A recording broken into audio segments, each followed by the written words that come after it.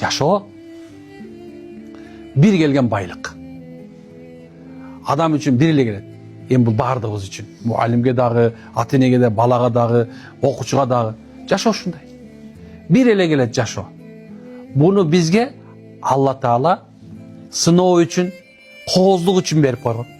Бул дүйнөдө болгон адам баласы жакшы жашап өтүүнү аракет кылыш керек.